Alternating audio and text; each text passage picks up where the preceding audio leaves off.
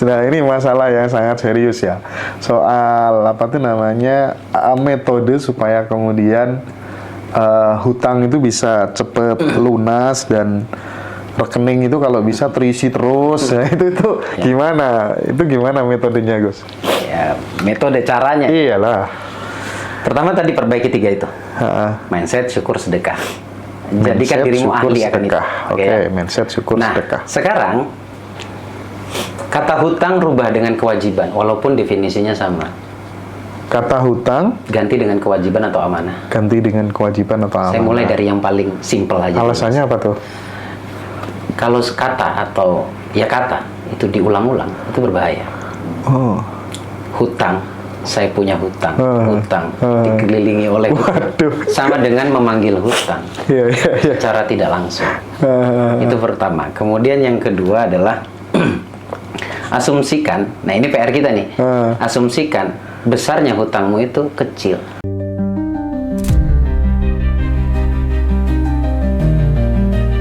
Enlightenment seorang Nabi Muhammad ini kaitannya ternyata sama kemanusiaan gitu. Nah, perjalanan cerita itu sampai di dunia dewasanya itu udah masuk pelajaran filsafat tuh, Ndra. Spektrum ateis itu beda dari mulai ateis yang paling santai sampai ateis yang paling radikal juga Iya, ada. ada.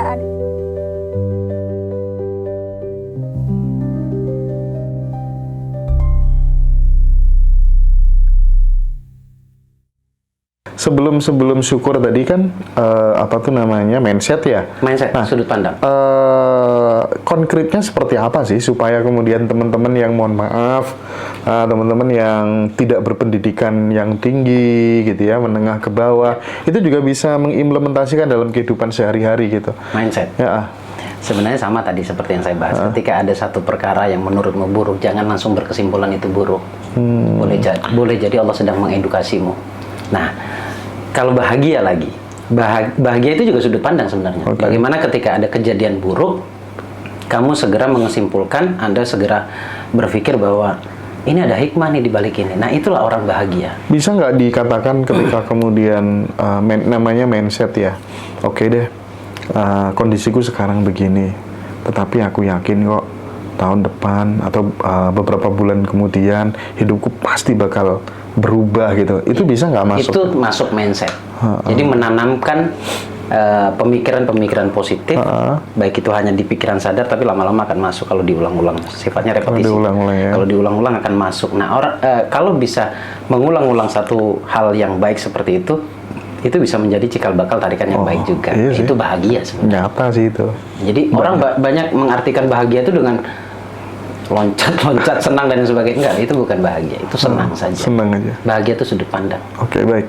Jadi, mindset udah clear. Terus kemudian syukur. Nah, yang ketiga nih soal sedekah nih. Sedekah, ini menarik, Mas. Karena ini mungkin nanti bisa di breakdown ya. Ada orang yang sedekah itu, kayaknya tambah berlipat-lipat. Tapi ada juga yang malah sedekah, dia protes aja, mana aku nggak terbukti, nggak dapat apa-apa, begitu. Nggak sedikit ya nggak gitu, Gus? Ya. Nah, pemicunya adalah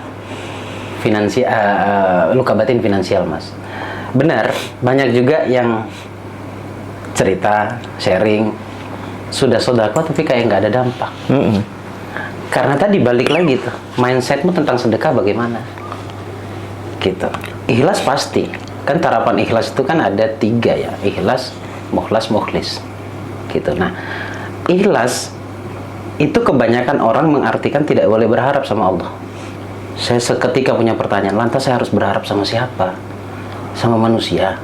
Saya sudah berkali-kali berharap sama manusia, ninggalin semua. Mengecewakan semuanya. Nah, jadi pengertian ikhlas adalah tidak boleh berharap selain daripada Allah. Kalau berharapnya kepada Allah sah, boleh. Ini standar ikhlas, Mas ya. Jadi saya menerapkan ilmu sedekah itu begini, melatih juga mereka berdoa, karena berdoa itu kan juga ibadah. Kalau Anda sedekah, habis itu langsung hajat dalam hatimu, tapi katakan yang sopan sama Allah. Ya Allah, terimalah amal baikku, amal solehku yang tidak seberapa, dan jadikan wasilah ya Allah, atau jalan atau sebab Kau kabulkan hajatku. Berdoa. Nah, pasti tidak sedikit orang yang akan menolak ini. Yeah. Percaya tidak percaya, suatu saat pun metode ini akan ditinggalkan kalau sudah diulang-ulang. baru akan masuk pada mukhlas atau mukhlis itu sendiri. Akhirnya metode ini terabaikan, sedekah, tapi hatinya udah tahu, udah otomatis, udah berlimpah. Makanya kalau masih prinsipnya sedekah nggak boleh berharap sama Allah, kita lihat aja. Dan banyak yang gagal, Mas. Dan pola sedekah banyak masih ada yang 2,5. Ini soal fase kesadaran, soal makom kesadaran sebenarnya kan masih ya. makom kesadaran. Gitu. Nah, sedekah itu saya bagi jadi 3. 2,5, 10, 20. Oke. 2,5 itu mengembalikan hak orang. Berarti belum sedekah. Iya. Banyak orang mengatakan saya sudah sedekah. Kewajiban gitu ibaratnya ya. Gitu. 10 itu menyelamatkan harta kita dari bala, musibah. 20 baru jalan kaya.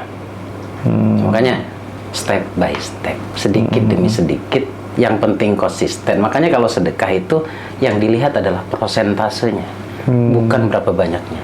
Yang dilihat prosentasenya, bukan seberapa banyaknya. Bukan seberapa banyak. Dan bukan kepada siapa gitu. Iya. Maksudnya, misal kalau kepada kepada coachnya gitu kan sedekah tapi lewat coachnya, sedekah tapi lewat mursyidnya, sedekah tapi lewat gurunya, kan banyak yang seperti itu. Itu tuh gimana menurut Gus Baraja? Memang begini, kalau selama gurunya benar ya, selama gurunya benar, ada 3 memang. Yang pertama ke orang tua, yang kedua ke saudara dekat kerabat, yang ketiga ke fakir miskin termasuk tempat ibadah. Nah, orang tua ini saya definisikan 2, orang tua zahir dan orang tua batin. Orang tua batin ini adalah guru. Kalau zahir nggak usah bahas kita ya, ayah dan ibu kita. Nah, orang tua batin ini adalah guru spiritual, guru yang mengenalkan kita kepada Allah. Gitu. Seperti itu, kerabat dan lain sebagainya. Paham. Nah, yang menarik Gus dari Gus Baraja ini kan tak lihat memang spesialis banget ya soal bagaimana sih supaya uang kita nggak pernah habis gitu ya. Konsepnya gitu, saya pengen tahu secara lebih detail gitu barangkali. Apa sih rahasianya supaya uang kita itu nggak bakal bisa habis gitu? Selalu anggap uangmu banyak. Selalu anggap uangmu banyak. Mindset lagi dong. Iya. Selalu anggap uangmu banyak. Makanya metode sederhananya. Meskipun belum punya uang, Gus. Oke, kalau pertanyaan meskipun belum punya uang, pikirannya harus baik bahwa saya akan punya uang. Cuma kebanyakan orang punya uang saja bilang saya nggak punya uang. Diulang-ulang itu masalah itu. Tapi dari statementnya Gus Baraja ini saya ingin memperkuat lagi dari case yang saya alami dulu. Ketika saya dulu gitu ya, saya cuma ngulang-ngulang kalimat ini sih. Uang itu seperti udara, ia ada di mana-mana gitu. Jadi saya yakin banget suatu saat saya ketemu kemana-mana tuh ketemu jalan untuk peluang mencari uang gitu, kemana-mana jadi uang. Dan itu terjadi, dan itu saya repetisinya lebih dari 3 tahun kayaknya. Cukup cepat sebenarnya. Oh gitu ya? Iya. Ada yang mengulang-ulang sampai 10 tahun. Cukup cepat. Gitu ya Gus ya. Jadi kalau harus punya anggapan uangku banyak, nggak bisa habis. Untuk membuka harapan baru, mindset baru, percaya tidak percaya kita dikelilingi uang. Saya pegang uang, bawa uang. Mas Hendra juga punya uang, walaupun itu milik Mas Hendra, tapi ada di sekitar saya. Tim saya juga punya. Orang di kamar sebelah juga begitu. Semuanya begitu. Nah, saya punya metode sederhana. Kalau bisa teman-teman, walaupun uangmu katakanlah tidak banyak, bukan sedikit. Hindari kata sedikit, tidak banyak. Kantong uang, karena even ketika tangan masuk kantong ada uang. Even ketika mau bayar sesuatu, saya punya uang. Sekarang PR-nya bagaimana self-talk kita mengatakan, saya punya uang. Jangan sampai, Mas Indra punya uang nggak? Nggak ada, apa segala macam. Nah, ini berbahaya. Ini berbahaya kalau diulang-ulang. Seperti itu, Mas. Self-talk ya. Iya. Bila dalam 40 siang, 40 malam ke depan, saya pernah baca buku apa ya? Intinya gini lah, bila dalam 40 siang, 40 malam ke depan, Anda hanya berkata dan berpikir yang indah-indah saja mengenai uang yang banyak, perkawanan, kesehatan, dan peluang, segalanya akan berubah sesudah 40 hari, karena di dalammu telah terjadi perubahan. Relate ya Gus ya? Relate banget. Relate banget ya. Banget. Cuman orang menyepelekan ini deh kayaknya. Karena disuruh praktek gitu loh. Iya. Susah. Karena orientasinya hasil terus, Mas. Mereka menutup mata tentang proses. Ini loh letak orang ketika mereka punya masalah, lalu mereka belajar, orientasinya hasil. Semestinya orientasinya adalah proses. Bagaimana saya bisa berproses. Nah, beda orang ketika dia nggak punya masalah, dia ingin belajar. Beda dengan mereka yang mereka punya masalah, baru mereka belajar. Tekanan psikologisnya berbeda, Mas. Nah, tadi 40 hari, 40 malam, mengulang-ulang sesuatu yang positif, relate banget, saya pun setuju, tapi memang banyak komponen, Mas. Selain mengatakan kata-kata yang berlimpah, bahwa saya memiliki, intinya memiliki, tapi juga feel-nya, perasaan juga harus Dapet jalan. Ya, harus jalan ya. Dapat. Gitu. Bener sih. Benar. Jadi memang ini agak ngeri juga ya, temanku tuh sama kan, kita ikut kelas kan. Ya. Kita ikut kelas, bayarnya sekitar 7,5 lah ya. Terus kemudian 6 bulan kemudian gitu telepon saya, Mas Hendra, hidup saya kok nggak berubah-berubah ya, padahal saya sudah ikut kelas bareng sama Mas Hendra kan waktu itu gitu. Kamu self talk nggak? Enggak, segala macem gitu kan ya. Banyak loh temen-temen itu yang ternyata ikut kelas 8 juta berapa segala macem, tapi ya secara ekonomi stagnan aja. Kenapa bisa begitu? Self talk itu misteri loh, Mas. Namanya juga kata hati. Nggak ada yang tahu kecuali dirinya dengan si pemilik hati, Allah itu sendiri. Nah, untuk merubah self talk yang lebih positif, untuk bisa membiasakan diri untuk self talk positif, ya memang mau tidak mau kita akui dari afirmasinya. Perbaiki dulu afirmasinya, lingkungannya. Kalau afirmasinya sudah baik, otomatis lama-kelamaan karena sebab repetisi tadi, dia akan masuk menjadi self talk. Gitu. Kalau self talknya masih ya negatif, kita nggak usah contohin, kasihin teman-teman nanti tersugesti. Kalau self talknya adalah saya diciptakan baik oleh Allah. Saya pemenang. Realitanya saya pemenang dari banyaknya kehidupan. Setidaknya Allah predikatkan saya sebagai khalifah, pemimpin. Nah, pemimpin ini juga bukan khalifah itu bukan makna pemimpin saja, pengelola, pemilik juga. Gitu. Jadi sampai enggak ke situ feel-nya. Kalau belum sampai ya diulang-ulang. Emang berat, afirmasi aja berat, Mas. Oke. Jadi kalau misalnya ada yang bertanya gitu ya, karena sebenarnya konsepnya kan sederhana sih sebenarnya. Ketika kemudian antara pikiran, perasaan, dan tindakan itu sudah selaras, maka realita pasti berubah sih. Sesederhana itu sebenarnya kan ya. Pasti. Cuman yang jadi masalah adalah, Mas Hendra, gimana cara membuat pikiran dan perasaan itu selaras dan lain sebagainya gitu. Ibarat komputer ketika sudah selaras semuanya kan ya nyala program. Gimana itu, Gus? Ya paling yang harus dikondisikan adalah kondisi psikisnya dalam setiap harinya. Gitu. Gini, sederhananya begini. Latih dirimu di waktu-waktu tertentu. Ya teman-teman ya. Latih diri kita di waktu-waktu tertentu. Terutama kalau bicara bawah sadar adalah bangun tidur dan akan tidur. Kendalikan nafasmu, kendalikan pikiranmu. Untuk menjaga itu, setengah jam saja sebelum tidur, setengah jam setelah bangun tidur. Jangan biarkan pikiranmu terkontaminasi oleh pikiran-pikiran negatif ketika akan tidur. Jeleknya, Mas, kalau bawa pikiran negatif ketika akan tidur, itu didaur ulang oleh bawah sadar. Lebih cepat untuk menarik realita. Jadi, bawah sadar ini begitu uniknya dan tidak semudah seperti apa yang kita katakan untuk merubah self-talk. Self-talk itu harus dilatih. Latihan itu repetisi, diulang-ulang. Ini ketemu jawabannya sekarang. Tadi kan Gus Baraja kan bicara tentang reprogramming pikiran bawah sadar sebelum tidur dan setelah tidur gitu kan ya. Nah sebenarnya kalau yang saya temukan sendiri, barangkali ini kita diskusi gitu ya Gus ya. Nanti kalau salah diluruskan, dibenarkan gitu. Dua cara sih memang, satu repetisi gitu ya, supaya pikiran dan perasaan menjadi selaras gitu kan. Harus familiar sih. Nah, supaya familiar, supaya kemudian benar-benar kita itu hakul yakin, tidak hanya sekedar yakin, itu kita kadang butuh deh sosok figur otoritas gitu. Itu kayak ngomong ini Gus Baraja karena ini saya idolakan gitu kan ya. Kayak temanku ini, temanku tuh namanya Mas Willy gitu ya. Dia musafir gitu.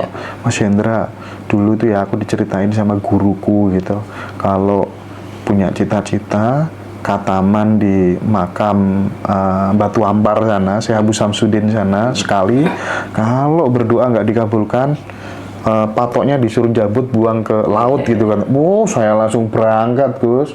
Dan ketika saya ke sana, setiap punya cita-cita besar selalu terwujud. Nah itu yang disebut selaras, mungkin seperti itu ya nggak sih? Iya, dan juga harus didukung tadi otoritas si penyampai. Kadang gini Mas, kita berteman Mas ya, kita kasih contoh. Kita berteman, saya mengatakan A untuk kebaikan Mas Hendra, nggak masuk. Karena nggak ada otoritas. Iya, karena kita posisinya sama misalnya gitu ya. Posisinya sama, tapi ketika ada sosok seorang guru katakanlah otoritas, yang disampaikan apa yang saya sampaikan juga. Tapi kenapa ketika yang mereka sampaikan Mas Hendra lakukan Bener tuh. bisa terwujud? Bener, itu nyata tuh. Makanya Islam itu ngajarin juga harus ada guru. Kalau nggak ada guru, ya mungkin bisa. Yang penting pintar aja kelola pikiran. Kalau udah settle mah nggak butuh guru. Makanya gitu, udah settle kan. Tapi untuk menuju settle itu butuh sosok. Butuh dorongan emang. Betul. Untuk mengencourage itu kan butuh sosok ya. Tetapi bagi teman-teman yang sudah settle memang repetisi ampuh deh ya. Self talk itu sangat ampuh. Ampuh banget. Sangat. Khususnya ya nggak harus, sebenarnya kalau kita pro ini sebenarnya nggak harus nunggu sebelum tidur dan bangun tidur ya Gus ya. Iya betul. Iya, cuman Makanya kalau dipecah, terus kondisi bawah sadar, alpha theta itu apakah cuma bangun tidur dan akan tidur? Enggak juga. Enggak juga. Tinggal kamu ngerti nggak posisi alpha itu kayak apa? Posisi theta itu kayak apa? Saya kasih sederhananya. Iya. 5 waktumu itu alpha. Menuju 5 waktu itu alpha. Jadi jam 12 katakanlah zuhur naik ya. Setengah 12 itu kamu sudah masuk dalam kondisi hipnosis. Ambil air wudhu, mentaati perintah kan, gitu. Nah, gue ini ketemu coach yang mateng ini. Sekarang gini Gus, nah ini masalah yang sangat serius ya.